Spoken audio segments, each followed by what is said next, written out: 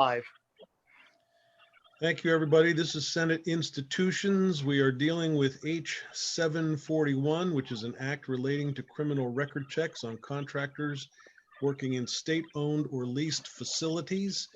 The bill has been passed out of the House. It was delivered to the Senate shortly before we recessed in order to address the COVID-19 situation. And the bill had ended up in our committee. We had looked through it initially, did an overview of it, recognized that we saw a tweak that needed to be made. So we are here to discuss very briefly the bill itself and then the tweak that we are trying to make, with an understanding that we will be proposing an amendment back to the House. With that, I guess I will say that I'm Joe Benning, who is the chair of Senate Institutions. We also have Senator Dick Maza, Senator Cheryl Hooker, and Senator Ginny Lyons with us. We are awaiting Senator John Rogers, who hopefully will join us as well. And with that, Beck, why don't you begin by giving us a walkthrough? Sure. So Becky Wasserman, Legislative Counsel. So I have up right now the H741 as passed by the House. So I'll just go through the sections just to remind the committee what this bill is doing. Section 1 of the bill is amending the title in current law that gives BGS authority to do criminal records checks. This section is specific to security personnel. So what this amendment is doing is making that clear in the title of that section, because we are now adding a new title, a new section in section 2 that is going to deal with BGS authority for records checks for a different group of individuals. So section 2 of the bill is adding this new authority for BGS to obtain criminal record checks on private contractors. Criminal records is defined in subsection A to be convictions in Vermont or convictions in other jurisdictions recorded in other state repositories or by the FBI. And there's also a definition of private contractor here, which is very broad. So it's trying to cover a lot of different folks who are, the key is performing specific services or functions for BGS on state-owned or leased property. So I think that's one of the keys to note with this. It's the contractor is not, this isn't talking about state-owned or leased property by AOT or another agency or department of the state. It's for people who are performing services or functions for BGS on state-owned property. So the contractor, there has to be a contract with the state or a subcontract with a person who is contracted with the state. And this would include an individual who is employed by that person performing specific services or functions for BGS, or subcontracting with them. So it is capturing the contractor, the subcontractor, and then any individuals that are employed by those folks. Are there any questions on that? Okay. No.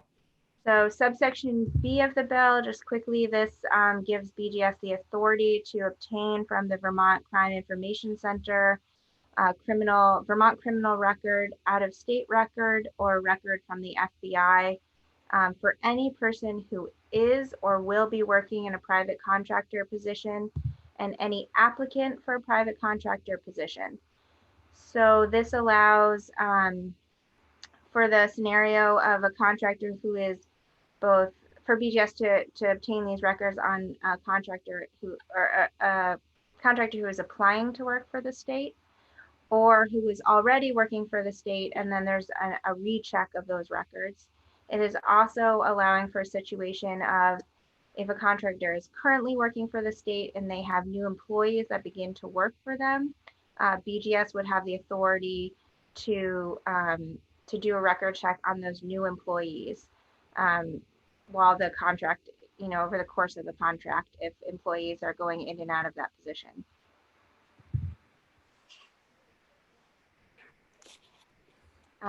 This authority to obtain a record check is done pursuant to a user agreement filed by BGS with the Vermont Crime Information Center. And that user agreement requires BGS to comply with all federal and state statutes, rules, regulations, and policies regulating the release of criminal history checks and protection of individual privacy. And it also has the same for the FBI criminal history records. It's subject to the rules and regulations of the FBI's National Crime Information Center. Subsection C of the bill is the process for requesting a record check. So a request may be made under the section if it's accompanied by a set of the person's fingerprints.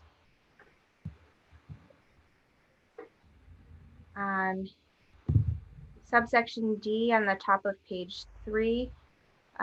Once the record check is completed, BCIC shall send to the commissioner a notice that either no record exists, or if a record exists, a copy of any criminal record.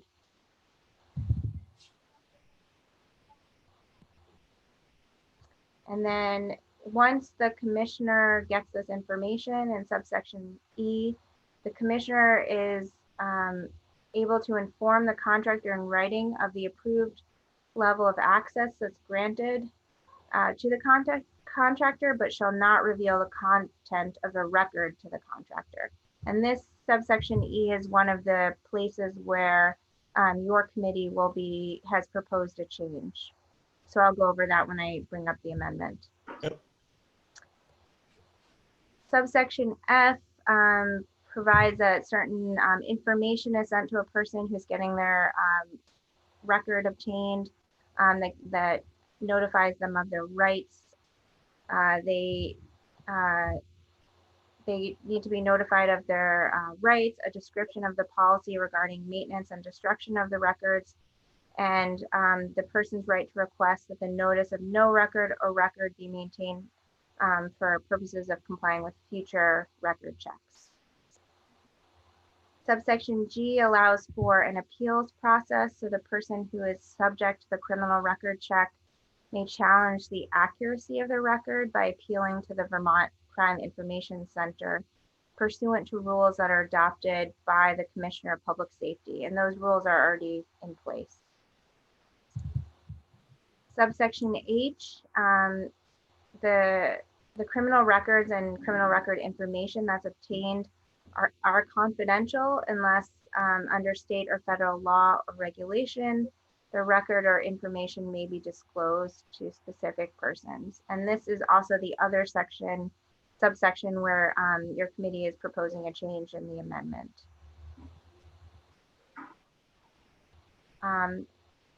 Subsection I allows BGS to do a recheck of records requests.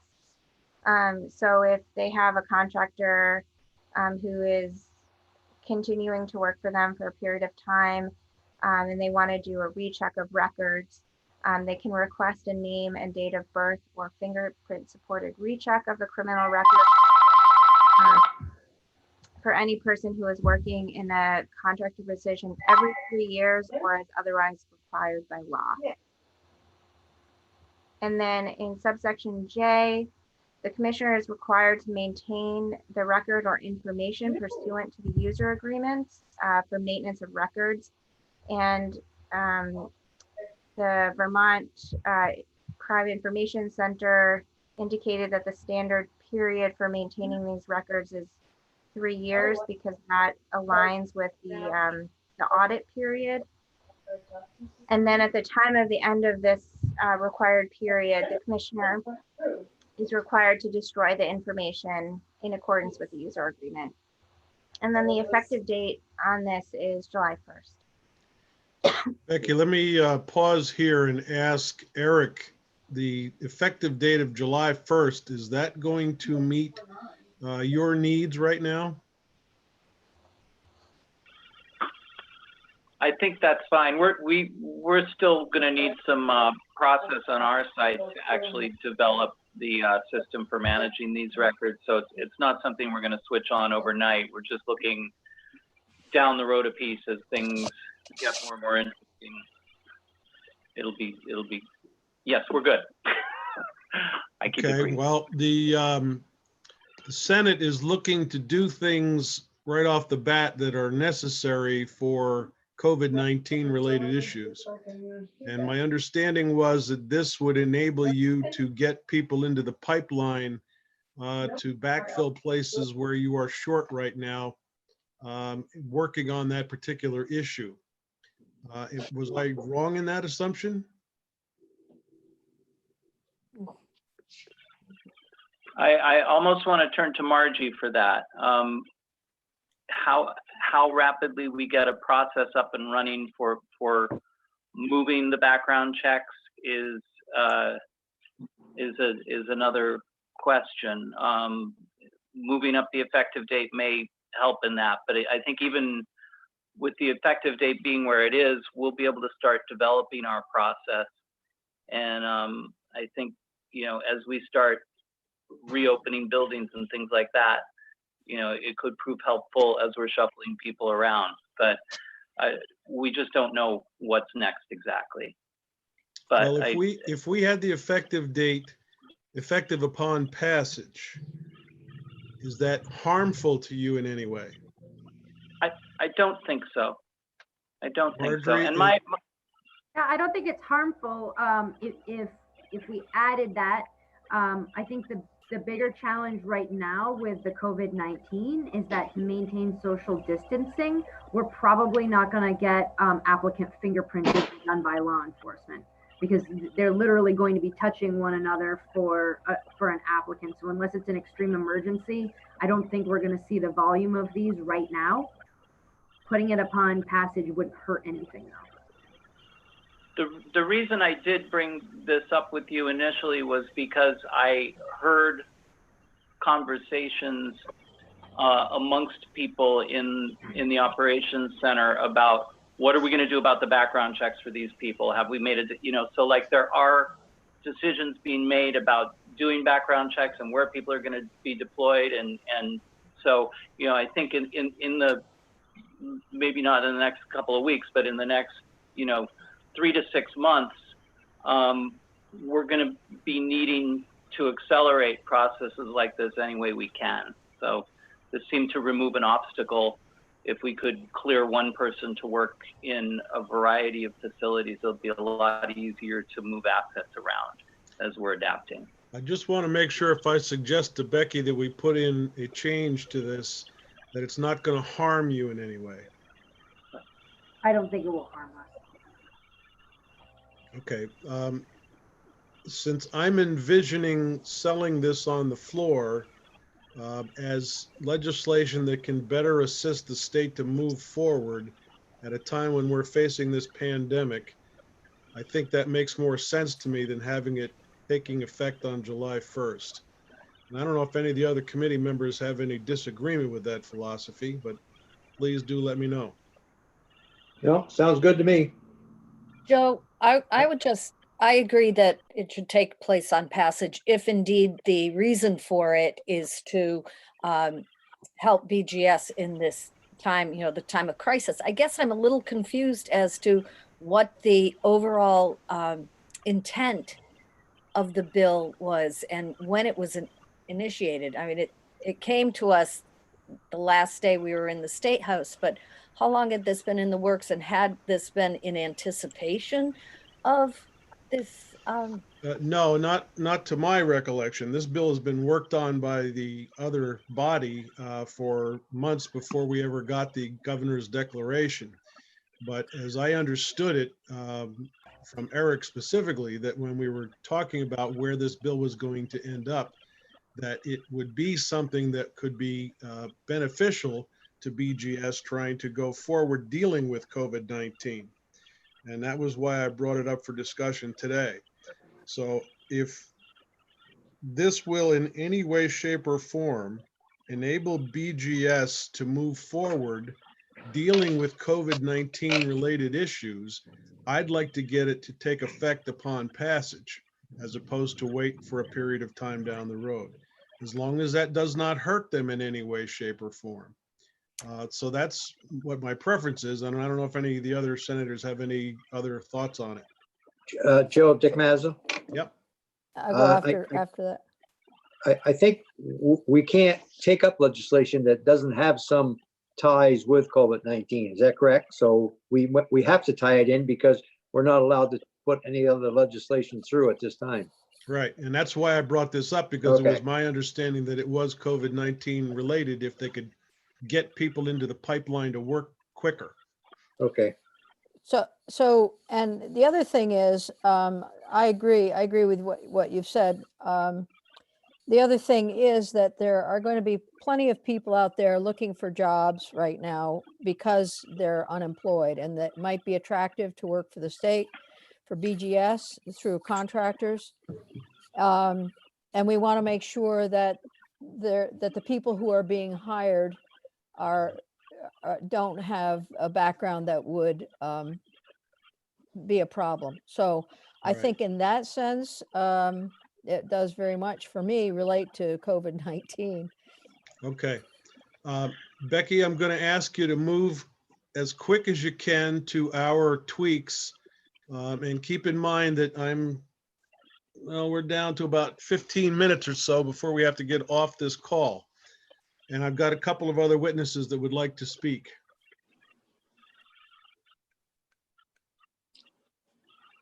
Would you like me to go over the amendment right now to Yes, see if there's please. anything else? Yes, please. Okay, so we have in front of us draft 1.1 of the amendment to H 741. So there are two amendments here. First is striking out subsection E, which is the process for sending information. And the issue here is that there was a question about when BGS gets a record check back and they don't get to know, the question was whether they got to know who was the individual that had an issue that could potentially have derailed their contract with the state. If they didn't know, they didn't necessarily need to know the criminal record information, but they needed to know each person's approved level of access such that they could potentially replace that employee with another person who could take their place so that the contract could continue. So the House passed version did not allow for BGS to get the approved level of access granted for each person for which a record was obtained. It just allowed them to see their approved level of access granted in general. So this change in subsection E is therefore allowing the commissioner to inform the contractor in writing of the approved level of access granted for each person for which a record was obtained. But still, the commissioner shall not reveal the content of the record to the contractor. So effectively, this would enable the contractor to isolate that one particular employee who may be snagging the ability to get the contract. Right. Okay. And Joe, and the contractor wouldn't have to start again in the present circumstances. Would the Yeah. contractor then have to apply again to? I think that's going to be part of the process of BGS to figure out how they want to deliver that. Am I correct, Eric? Yeah, I think that's in our not rulemaking, but policy making procedure, Okay. really. I've got to speed this up, guys, somehow. Okay, so subsection H is the second amendment. It is striking out the confidentiality section in the House passed version. And the reason for this is that because there was a change in subsection E, this section had said that all of this information is confidential unless it is allowed to be shared from state or federal law, or the record or information may just be disclosed to specifically designated persons. But since the contractor will now be receiving the approved level of access granted for each person for which a record was obtained. There needed to also be acknowledgement that this sort of criminal record information would not be confidential. So I've added in here on line 16 that all the information is designated confidential unless under subsection E of this section or under other law or regulation that information can be disclosed. Okay, so if we take these two provisions and we add in the change on the effective date, which draft will we end up looking at? It would be draft 1.2. 1.2. Cheryl, are you looking at that? Because you're going to be the clerk delivering this message to the secretary. We haven't figured out how to do that yet, but Okay. as clerk, that is in your bailiwick to figure out. 1.2. Are we going to take a vote based on the changes? We will, but we want to hear from the other witnesses first. Okay. Becky, anything else you want to say? No, do you just want me to try to work on that? If you can, sure. Okay, I'll see if I can get it done before 3:45. We are, I'll leave the meeting now and I'll rejoin. okay. Thank you. Thanks. Jeff Wallenberg, are you on? I'm sorry, Jeff Wallen, are you on?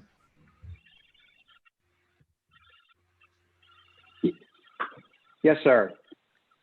Good afternoon, Jeff. I don't know if you know everybody on the screen here, but you and I have dealt with each other in judiciary.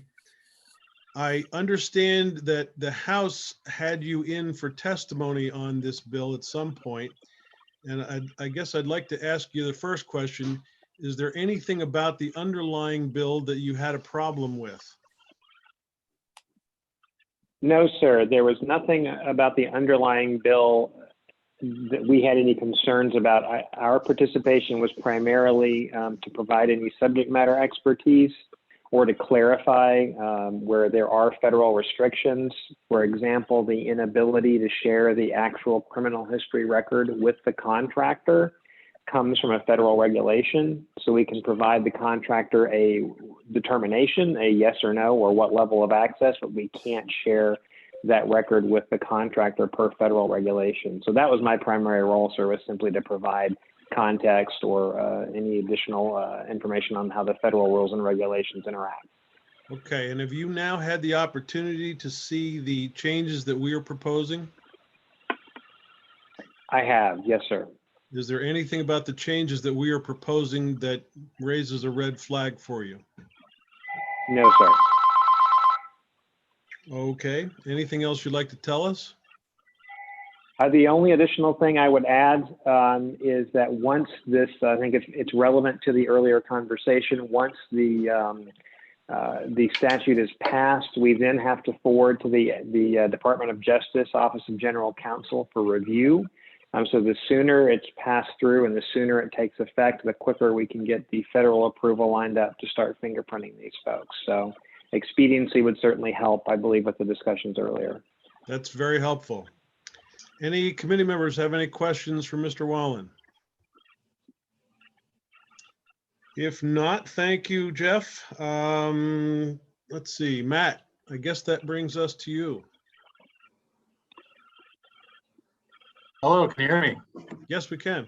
All right, this is Matt Musgrave. I'm a Government Affairs Director with the Associated General Contractors. And and I know this is one of my first times in front of your committee for the contractors, but I'll save my long introduction about all the great stuff that we're doing for another time. You have Does that mean that you work for Dick Wabi? That does. That's enough said. My condolences. And you can tell him I said that. Well, Yeah, Dick Mazza too. I will. He's very impressed that Senator Mazza's on the conference today. So, As are we all. yeah.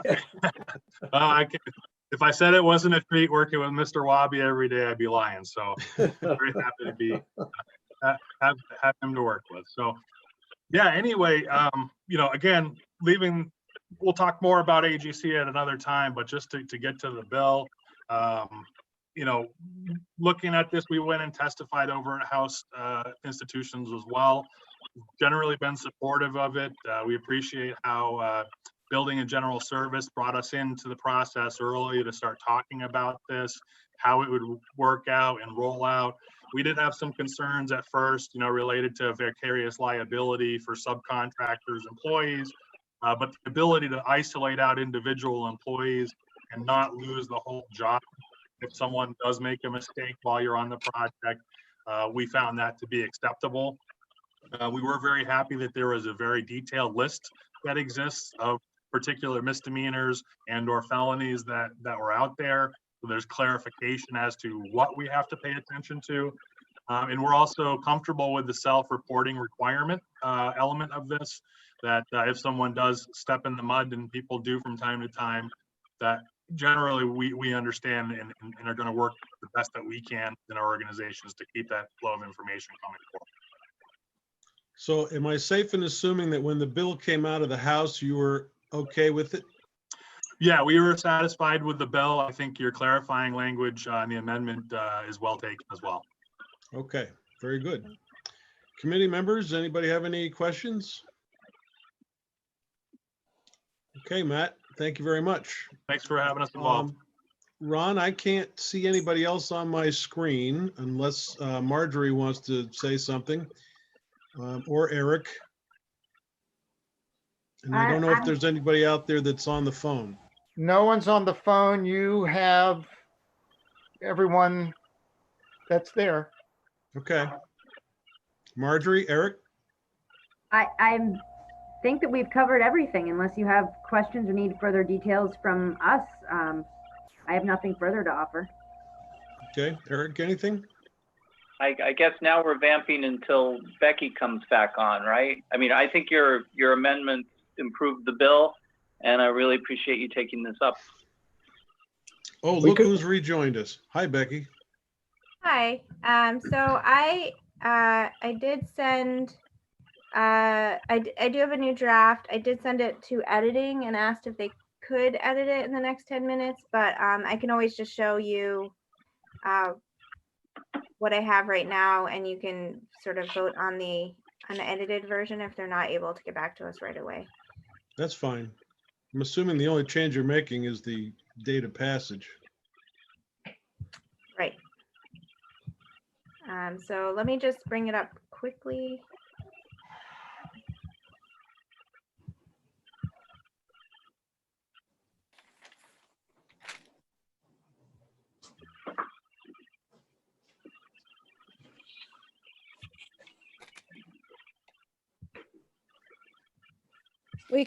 Joe, we can vote on this. Yeah, we could vote subject to the, Yeah, Completion, subject to that's the all. completion. Yeah, We could vote on the proposal of amendment to the draft and then to right. the full draft. I agree with you. Good. Becky, if you scroll down, I'm assuming everything is the same. Data passes. Yep, Right. okay. So I just added in a third instance of amendment, which is to strike out July 1st, 2020 and insert passage. So the bill shall take effect on passage. Thank you. Cheryl, are you ready to take a roll call? This does Okay, have to be first roll on the call. amendments. First on the amendments, Joe? Yep, Okay. So this is amendments to H 741, correct. Draft 1.2. draft 1.2.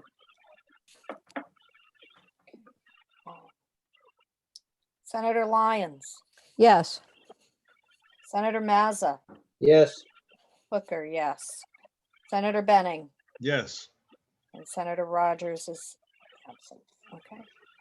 And now the vote on the bill itself. Becky, correct me if I'm wrong. Are we concurring with the House proposal with further proposal of amendment? Is that what this is called? It's just the Senate proposal.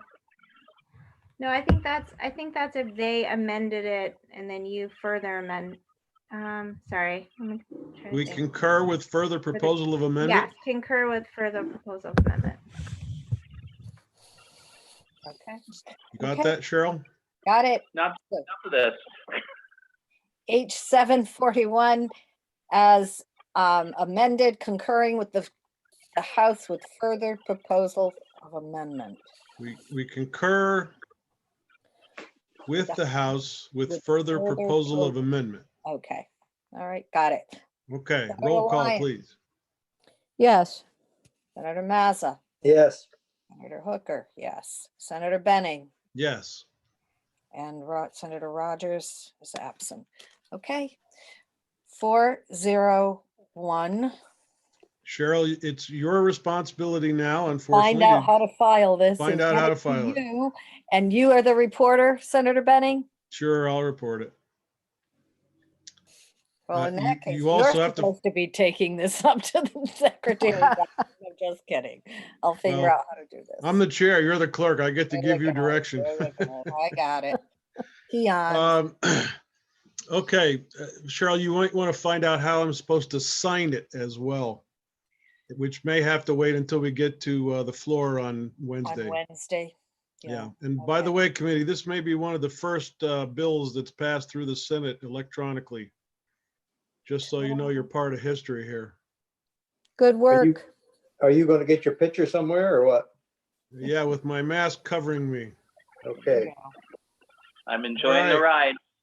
I thank you all very much for coming. I'm going to close this out now, and Dick, I'll see you in 5 minutes or so. I didn't think there was a meeting today, Joe. I thought we had one. Tomorrow morning you have one at 8:30. Don't we have a joint rules committee meeting this afternoon? I thought Vanessa said no, but maybe I'm mistaken.